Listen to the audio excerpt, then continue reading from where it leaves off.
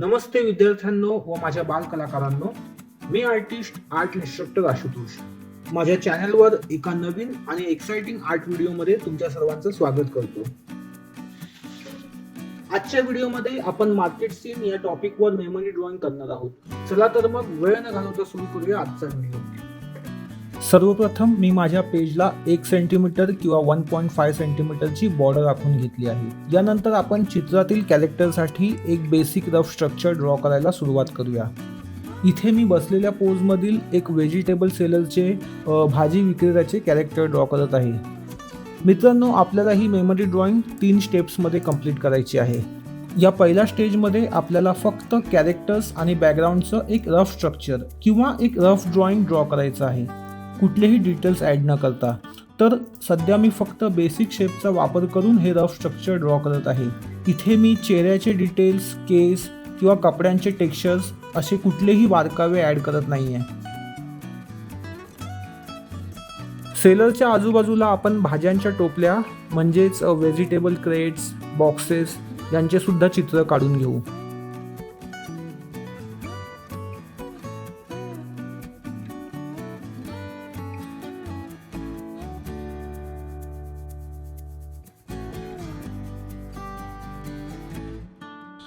आता मी इथे एक लेडी फिगर किंवा एका बाईचे ड्रॉइंग सुरू करत आहे.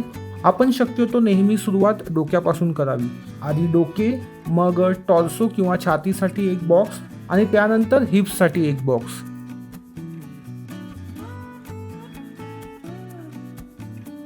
नंतर या दोन्ही बॉक्सला आपण हात आणि पायांसाठी काही सिलेंडर ड्रॉ करून जोडणार आहोत.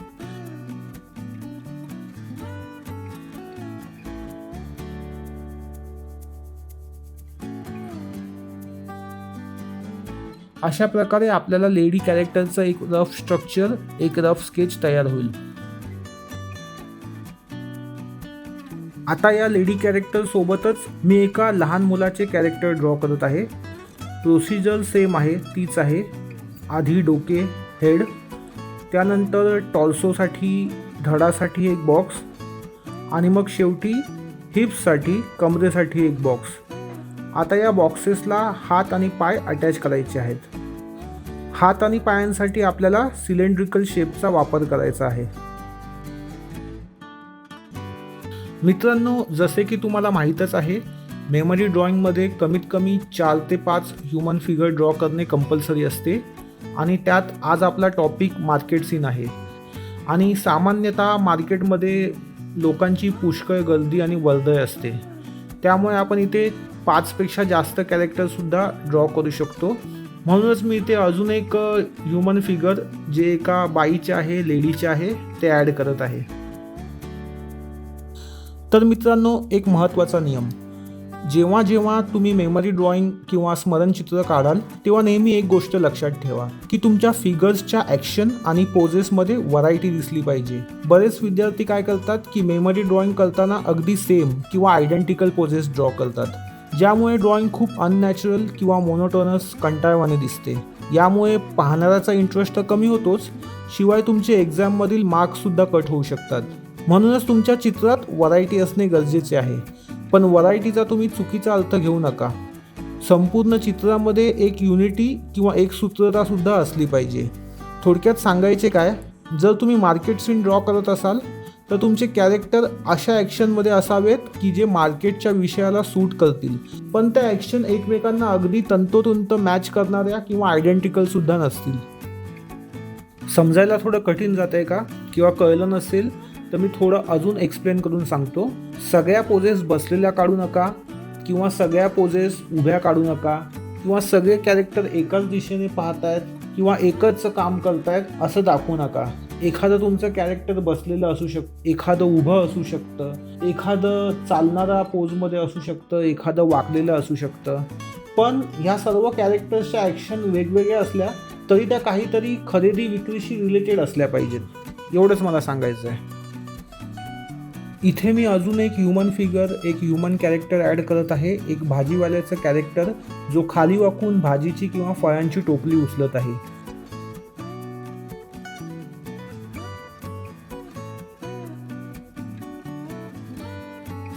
मेमरी ड्रॉइंगमध्ये सर्वात जास्त इम्पॉर्टन्स किंवा वेटेज हे नेहमी ह्युमन फिगर्सला दिले जाते. त्यामुळे ह्युमन फिगर्स, मानवी आकृत्या ड्रॉ करण्यापासूनच ड्रॉइंगची सुरुवात करा. इथेही तुम्ही पाहू शकता की मी आधी ह्युमन कॅरेक्टर्स ड्रॉ केले आहेत.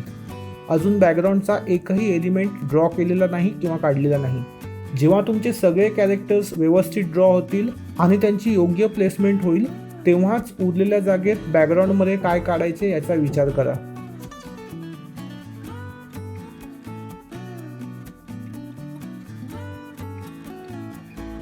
नेहमी लक्षात ठेवा की मेमरी ड्रॉइंगमध्ये बॅकग्राऊंडला खूप जास्त व्हॅल्यू देण्याची गरज नसते. आता मार्केट सीनच्या बॅकग्राऊंडमध्ये काय येईल? जे आपले मेन 3-4 कॅरेक्टर आहेत ते आपले सेंटर ऑफ अट्रॅक्शन किंवा फोकस पॉईंट आहेत. त्यांना सोडून उरलेला जो सपोर्टिव्ह भाग आहे तो बॅकग्राऊंडमध्ये येतो. इथे मी बॅकग्राऊंड एलिमेंट म्हणून एक रस्ता आणि त्या रस्त्याला लागून असलेली स्थानिक घरे दाखवत आहे. तसेच रस्त्यावरती एक ट्रकसुद्धा ॲड केला आहे, ज्यामुळे आपलं चित्र थोडंसं भरलेलं दिसेल, थोडंसं इंटरेस्टिंग दिसेल.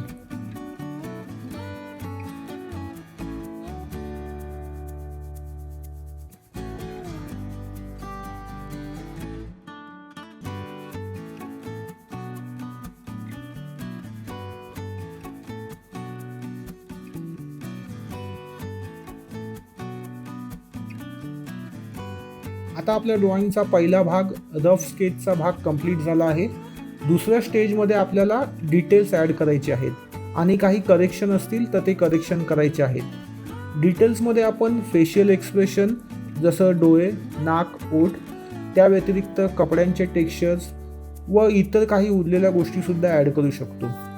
सोबतच आपण काउंटर लाईन्स म्हणजे ज्या मुख्य आउटलाईन्सच्या रेषा आहेत त्यांना रिफाईन करून फेअर करू शकतो. जर तुम्हाला वाटत असेल की या ड्रॉइंगमध्ये तुम्हाला काही बदल करायचे असतील तर याच स्टेजमध्ये तुम्ही ते करू शकता. आणि जर तुम्हाला वाटले की तुम्हाला काही चित्रात बदल करायची गरज नाही, तुमच्या कॅरेक्टरचे प्लेसमेंट चांगले झाले आहे, त्यांच्या पोजेस तुम्ही चांगल्या ड्रॉ केल्या आहेत आणि चित्राच्या ओव्हरऑल कंपोजिशनच्या बाबत तुम्ही समाधानी असाल, तर आता तुम्ही चित्रात डिटेल्स ॲड करू शकता. जसं की ट्रक्सचे जे हेडलाईट्स झाल्या, भाज्यांचे जे क्रेट्स आहेत त्यामधल्या तुम्ही भाज्या ड्रॉ करून घ्या, त्या क्रेट्सवरचं टेक्स्चर कसं असेल ते टेक्स्चर ड्रॉ करून घ्या. तसंच जे कॅरेक्टर्सचे कपडे आहेत त्या कपड्यांवर तुम्हाला काही टेक्स्चर्स काढायचे आहेत का, कॅरेक्टर्सच्या हातामधील भाज्यांच्या पिशव्या यांसारखे डिटेल्स काढून तुम्ही चित्राला अधिक आकर्षक बनवू शकता, चित्राला जास्त समर्पक बनवू शकता.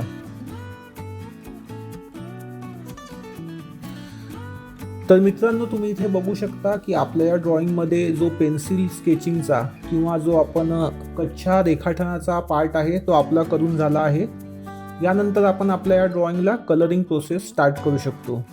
या ड्रॉइंगला कलर करण्यासाठी मी ऑइल पेस्टलचा वापर करणार आहे. त्यासाठी मी ड्रॉइंगला आधीच आउटलाईन करून घेत आहे. आता एक महत्त्वाची टिप, जर तुम्ही कलरिंगसाठी ऑइल पेस्टल वापरणार असाल तर कलर करण्यापूर्वी मार्कर किंवा पेनने आउटलाईन करून घ्या. पण जर तुम्ही वॉटर कलर किंवा पोस्टर कलर वापरणार असाल तर आउटलाईन नेहमी कलरिंग पूर्ण झाल्यावर शेवटच्या टप्प्यात करायची असते.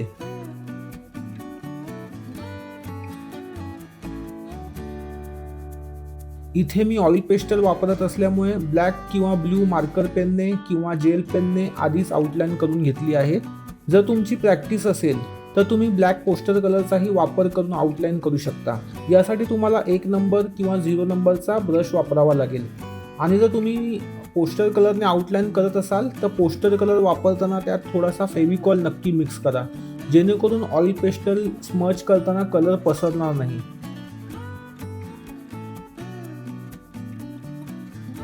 चला तर मग कलर करायला सुरुवात करूया. मी आकाशापासून, स्कायपासून रंगकामाची सुरुवात करत आहे. संपूर्ण ड्रॉइंगवर मी आधी एक हलका फर्स्ट लेअर देणार आहे. ऑइल पेस्टल वापरताना सुरुवातीलाच जास्त प्रेशर देऊन कलर करू नका. रंगाचा लाईट लेअर देऊन झाल्यावर आपण हळूहळू टोन्स आणि शेड्स नंतर ॲड करत जाणार आहोत.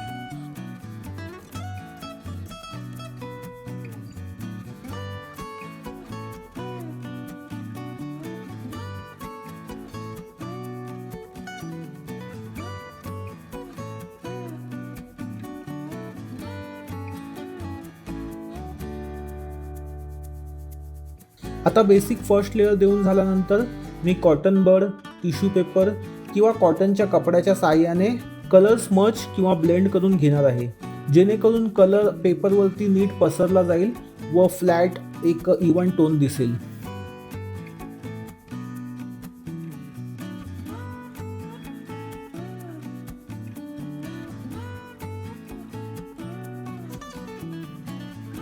जर तुम्ही एलिमेंटरी किंवा इंटरमिजिएट ड्रॉइंग ग्रेड एक्झामची तयारी करत असाल तर एक गोष्ट लक्षात ठेवा की मेमरी ड्रॉइंगसाठी तुमच्याकडे फक्त 2 तासाचा वेळ असतो. याच 2 तासात तुम्हाला स्केचिंग आणि कलरिंग ह्या दोन्ही गोष्टी पूर्ण करायच्या असतात. त्यामुळे सुरुवातीपासूनच तुमचा स्पीड चांगला ठेवा.